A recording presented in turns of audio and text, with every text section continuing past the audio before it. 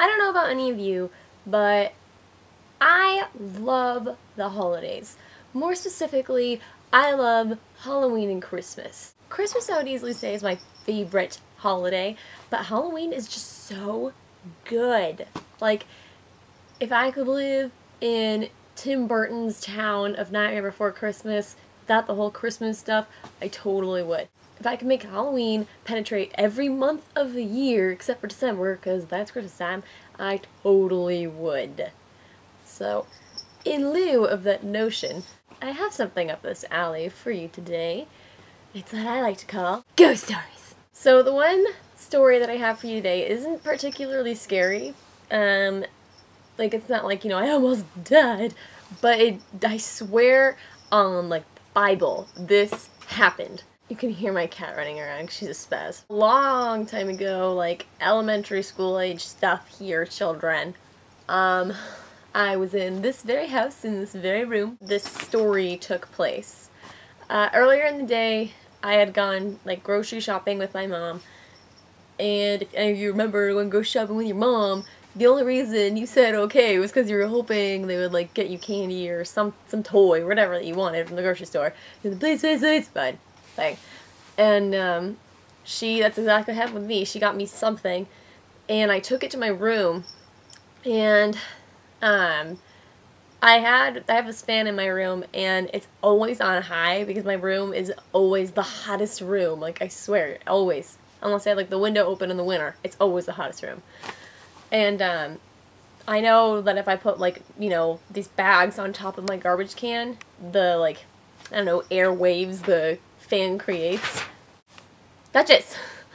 The air waves that the fan creates, will make it, like, all night. Like, the sound of, like, a crinkling paper bag, or plastic, the sound of, like, a crinkling plastic bag. It's so annoying. So, I lifted some stuff up in my trash can, and I, like, buried this sack in there so that way it wouldn't make that noise. That night, I'm going to bed, and I'm laying, and by the way, like, the way that my room was laid out at that point in time was, over here is the corner, my head was against this wall, and my bed extended that away, and it was like a queen friggin' bed. I had a big bed, so probably, I don't know, right here, this area, I had like a nightstand. The other side of the nightstand was my trash can. So I'm laying there, eyes are closed, I'm trying to go to sleep, and all of a sudden I hear this sound, and it kind of sounds like, something in my trash can is like sifting.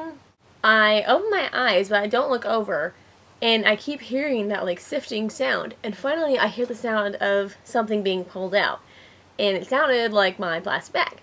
And I hear what sounds like my plastic bag being thrown up into the air, and then it's like falling, and somebody like kicks it, and then it starts falling, and somebody kicks it, and it happens again and again and again. Like, I totally know the sound. Like, I remember taking these bags, throwing them in the air, and like punching them, so they'd suddenly go fast, and then they'd, whoo, go down, and you do it again. It was along the lines of the whole never let the balloon touch the ground game. You never let this bag touch the ground. So I kept hearing it, and I was like, what in the world? And so I sit up, and I turn on my light, and this bag's just on the floor in circles, like, because my fan's going.